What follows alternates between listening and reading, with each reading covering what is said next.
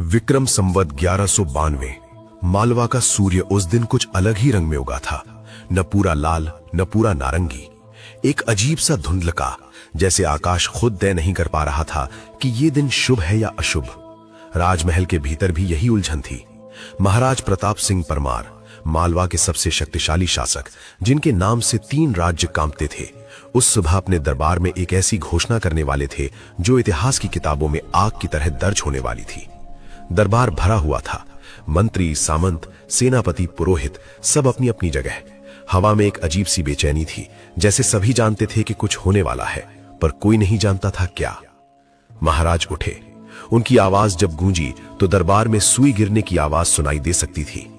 राजकुमार वीरभद्र को आज से राजमहल से निष्कासित किया जाता है। पल भर की चुप्पी, फिर जैसे किसी ने तूफान का दरवाजा खोल दिया। फुसफुसाहटें, हड़बड़ाहटें, कुछ लोगों के मुंह खुले और बंद हुए बिना आवाज के। राजकुमार वीरभद्र, महाराज का ज्येष्ठ पुत्र युवराज, मालवा का भावी राजा, निष्कासित। महाराज, ये किस अपराध की सजा है? दीवान भास्कर राव ने कांपती आवाज में पूछा। महाराज ने उत्तर नहीं दिया, बस एक पत्र दरबार के बीच फेंका। राजमुद्रा लगी थी, लेकिन ये राजमुद्रा किसी शत्रु राज्य की थी, चंदेल वंश की। इस पत्र में लिखा है कि मेरे पुत्र ने शत्रु को मालवा के सैन्य मार्गों की सूचना दी है, देशद्रोह किया है। दरबार जम गया, लेकिन जो सच था वो दरबार की किसी दीवार को नहीं पता था। रानी कमला देवी, महाराज की पट्टमहेशी, राजकुमार वीरभद्र की मां, उस समय अपने कक्ष में बैठी थीं। जब ये समाचार उन तक पहुंचा, उन्होंने न रोया न चीखी, बस एक लंबी सांस ली और अपनी दासी से कहा, दीपक जलाओ, आज रात लंबी होगी। रानी कमला देवी कोई साधारण स्त्री नहीं थी। वो चालुक्य वंश की राजकुमारी थी, तलवार चलाना जानती थी, राजनीति पढ़ी थी और सबसे महत्वपूर्ण, सच और झूठ की पहचान करना जानती थी। और वे जानती थी ये पत्र नकली था। वीरभद्र को जब निष्कासन का आदेश मिला, वो अपने कक्ष में बैठा अपनी छोटी बहन राजकुमारी चंद्रलेखा के साथ शतरंज खेल रहा था। चंद्रलेखा 17 वर्ष की, काली आंखें जिनमें बुद्धि की चमक थी और एक मन जो किसी भी पहेली को सुलझाने से पहले नहीं रुकता था। भैया, उसने शतरंज की बिसात से नजर उठाए बिना कहा, आपने गलत चाल चली। वीरभद्र ने मुस्कुराया, शतरंज में या जीवन में? दोनों में। तभी द्वार खुला और राजदूत ने निष्कासन का फरमान पढ़ा। वीरभद्र का चेहरा पत्थर हो गया। चंद्रलेखा की आंखें पल भर के लिए चमकी, फिर उसने शांत आवाज में पूछा, यह पत्र किसने लाया था महाराज के पास? राजदूत सकपका गया। राजकुमारी, ये प्रश्न उत्तर दो। सेनापति महोदर सिंह। चंद्रलेखा ने शतरंज की बिसात पर नजर डाली। उसकी उंगलियां एक मोहरे पर टिकी, वजीर पर। भैया जाइए, अभी जाइए और भरोसा रखिए। वीरभद्र ने अपनी बहन की आंखों में देखा, वहां भय नहीं था, संकल्प था। सेनापति महोदर सिंह, ये नाम मालवा के इतिहास में कई रंगों में लिखा गया है। वे प्रताप सिंह के सबसे विश्वास पात्र सेनापति थे। 20 युद्धों में साथ लड़े थे, लेकिन विश्वास और महत्वाकांक्षा दोनों एक साथ नहीं टिकती। महोदर सिंह का एक पुत्र था अर्जुन सेन, और उसकी नजर थी मालवा के सिंहासन पर। योजना सरल थी, वीरभद्र को हटाओ, अर्जुन सेन को युवराज बनवाओ। नकली पत्र लिखना कठिन नहीं था। चंदेल राज दरबार में एक भ्रष्ट अधिकारी को खरीदना और भी सरल था। राजमुद्रा की नकल, वो तो बस समय और सोने का काम था। लेकिन महोदर सिंह ने एक भूल की। उसने सोचा कि राजकुमारी चंद्रलेखा बस एक लड़की है। रानी कमला देवी ने उस रात अपने विश्वस्त दूत को बुलाया। चंदेल राज दरबार जाओ, वहां दीवान रामभद्र से मिलो, केवल उनसे, किसी और से नहीं, और पूछो कि क्या उनके राज्य से कोई ऐसा पत्र मालवा भेजा गया है। दूत चला गया। रानी ने फिर दूसरा काम किया। उन्होंने महाराज से मिलने की मांग की। महाराज प्रताप सिंह अपने कक्ष में थे। जब रानी आई, उनका चेहरा थका हुआ था, किसी ऐसे व्यक्ति का चेहरा जिसने कठिन निर्णय लिया हो, लेकिन जिसके मन में अभी भी संदेह की लकीर हो। तुमने गलती की है महाराज, रानी ने सीधे कहा। कोई भूमिका नहीं, कोई शिष्टाचार नहीं। महाराज की आंखें कड़ी हुई। रानी, यह राजनीति है, भावनाओं का। यह राजनीति नहीं है, यह षड्यंत्र है, और आप उसके शिकार हैं। महाराज खड़े हुए। यह आरोप गंभीर है। आरोप नहीं, सत्य है, और सत्य को प्रमाण चाहिए। मुझे 7 दिन दीजिए। 7 दिन में क्या होगा? या तो आपका पुत्र दोषी साबित होगा और मैं खुद उसका दंड स्वीकार करूंगी, या वो निर्दोष साबित होगा और तब उस षड्यंत्रकारी का सिर मैं स्वयं मांगूंगी। महाराज ने रानी की आंखों में देखा। वर्षों के साथ ने उन्हें यह सिखाया था, जब कमला देवी की आंखों में यह चमक होती है तो वे कभी गलत नहीं होती। 7 दिन चंद्रलेखा ने वो रात सोने में नहीं बिताई। उसने एक काम किया जो किसी राजकुमारी से अपेक्षित नहीं था। वो भेष बदलकर महल से निकली। एक साधारण व्यापारी की बेटी के कपड़े, बालों में तेल, पैरों में साधारण जूतियां। उसके साथ थी केवल उसकी एक विश्वस्त दासी मीरा। वे गई नगर के उस हिस्से में जहां सेनापति महोदर सिंह की हवेली थी। चंद्रलेखा जानती थी, षड्यंत्र का सबूत कागज पर नहीं मिलता, वो मिलता है लोगों की जुबान पर, उनकी आदतों में, उनके डर में। हवेली के पास एक छोटी सी मधुशाला थी। वहां सेनापति के सैनिक अक्सर बैठते थे। चंद्रलेखा और मीरा वहां बैठ गईं, 2 साधारण लड़कियां जो बस अपने आप में मस्त थीं, लेकिन उनके कान खुले थे। तीसरे पहर जब मदिरा का असर होने लगा, एक सैनिक बोला, अर्जुन सेन जी का भाग्य तो खुल गया, अब युवराज हट गए। दूसरे ने उसे चुप कराया, चुप रह पागल, अरे यहां कौन सुन रहा है। चंद्रलेखा ने मीरा की ओर देखा। मीरा ने आंख मिचकाई। ये काफी नहीं था प्रमाण के रूप में, लेकिन दिशा मिल गई थी। अगले दिन चंद्रलेखा ने एक और चाल चली। उसने अर्जुन सेन को संदेश भिजवाया, एक गुप्त संदेश जिसमें लिखा था, मैं जानती हूं तुमने क्या किया, मुझे मेरे भाई की परवाह नहीं, मुझे परवाह है अपनी। अगर तुम मुझे महारानी बनाने का वचन दो तो मैं चुप रहूंगी। यह झूठ था, लेकिन यह झूठ एक जाल था। अर्जुन सेन लालची था और लालच सबसे बड़ा अंधापन है। उसने उत्तर दिया, लिखित में। वीरभद्र उस समय नगर के बाहर एक छोटे से गांव में था। निष्कासन का आदेश था, लेकिन उसके प्राण लेने का नहीं।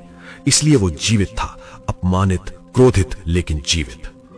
गांव का नाम था धनपुरा, एक छोटा सा गांव जहां किसान थे, बुनकर थे और एक बूढ़ा वैद्य था। वीरभद्र उस वैद्य के घर में रुका था। वैद्य का नाम था वेदांत। 80 वर्ष की आयु, झुकी हुई पीठ, लेकिन आंखें बिल्कुल साफ।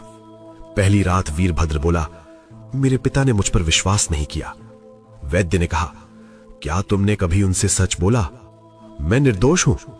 निर्दोष होना और निर्दोषता साबित करना 2 अलग बातें हैं राजकुमार। वीरभद्र चुप हो गया। दूसरे दिन उसने गांव में काम किया, किसानों के साथ खेत में। उसने कभी ऐसा काम नहीं किया था। हाथों में छाले पड़े, पीठ दर्द करने लगी। लेकिन शाम को जब एक बूढ़ी औरत ने उसे रोटी दी और कहा, बेटा खा लो, तो उसकी आंखों में कुछ भर आया। तीसरे दिन वैद्य ने कहा, तुम राजकुमार हो, लेकिन क्या तुम जानते हो कि इस गांव पर कितना कर है, कितने लोग भूखे सोते हैं? वीरभद्र ने उत्तर नहीं दिया, क्योंकि वो नहीं जानता था। यही समस्या है, राजमहल में बैठकर राज्य नहीं चलता, राज्य चलता है इन गलियों में, इन खेतों में। वीरभद्र ने उस रात एक निर्णय लिया, अगर वो कभी वापस जाएगा तो एक अलग इंसान बनकर। 7वें दिन रानी कमला देवी दरबार में आई। उनके हाथ में 3 चीजें थीं। पहली, चंदेल दीवान रामभद्र का पत्र, जिसमें स्पष्ट लिखा था कि चंदेल राज्य से कभी कोई ऐसा पत्र मालवा नहीं भेजा गया। वो पत्र नकली था और उसकी राजमुद्रा की नकल थी। दूसरी, अर्जुन सेन का वो पत्र जो उसने चंद्रलेखा को लिखा था, जिसमें उसने स्वीकार किया था कि वीरभद्र को फंसाने की योजना उसकी थी। तीसरी, उस नकल नवीस का बयान जिसने पैसे लेकर नकली पत्र लिखा था। दरबार में सन्नाटा छा गया। महाराज प्रताप सिंह का चेहरा देखने वाला था। एक पिता जिसने अपने बेटे को अपराधी माना था, एक राजा जिसे धोखा दिया गया था। उन्होंने पूछा, ये सब किसने इकट्ठा किया? रानी ने एक कदम पीछे हटाया। सामने आई राजकुमारी चंद्रलेखा। मैंने पिताश्री। महाराज कुछ पलों के लिए बस देखते रहे, फिर उन्होंने आंखें बंद की। जब खोली, उनमें नमी थी। महोदर सिंह को बंदी बनाओ, अर्जुन सेन को भी, और उन्होंने रुककर कहा, मेरे पुत्र को वापस लाओ। वीरभद्र जब लौटा तो वो वही नहीं था जो गया था। उसके कपड़े साधारण थे, उसकी आंखों में गहराई थी जो पहले नहीं थी। दरबार में जब वो आया तो सभी ने उसे झुककर प्रणाम किया। उसने पिता के सामने घुटने टेके। पिताश्री। महाराज ने उसे उठाया, गले लगाया। शब्द नहीं थे, लेकिन कुछ बातें शब्दों से नहीं, केवल स्पर्श से कही जाती हैं। फिर महाराज ने पूछा, पुत्र, इन 7 दिनों में तुम कहां थे, क्या करते रहे? वीरभद्र ने उत्तर दिया और उसका उत्तर दरबार को स्तब्ध कर गया। उसने बताया किसानों की समस्याएं, भारी कर, सिंचाई की कमी, बीज की कमी। उसने बताया कि एक गांव में कितने बच्चे कुपोषित थे। उसने बताया कि वैद्य वेदांत के पास दवाइयां नहीं थीं, क्योंकि राजकोष से सहायता नहीं मिलती थी। पिताश्री, मैं 7 दिन निष्कासित रहा और इन 7 दिनों में मैंने वो देखा जो 17 वर्षों में महल में नहीं देख पाया। दरबार चुप था। महाराज की आंखें भर आईं। तुम सच में राजा बनने के योग्य हो पुत्र।